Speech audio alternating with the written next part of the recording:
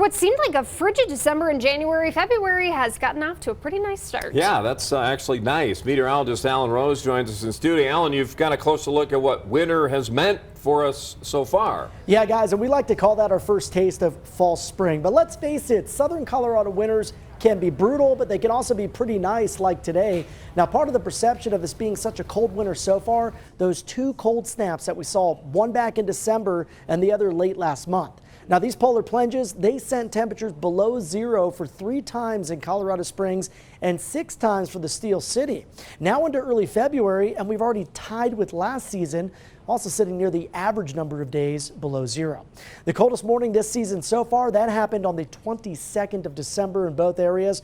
On that day, we hit -10 at the Colorado Springs Airport, all the way down to -15 at the Pueblo Airport. Now let's look at the average daily temperature. Based on each day's high and low, our current average now sits at 33.3 degrees in the Springs and a little cooler 31.2 in Pueblo.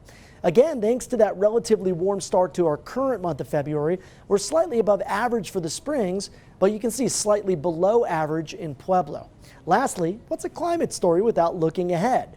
The February outlook from the Climate Prediction Center shows the potential for above average temperatures over the eastern half of the U.S. That's indicated in those orange-red colors, while the West Coast is likely to remain chilly.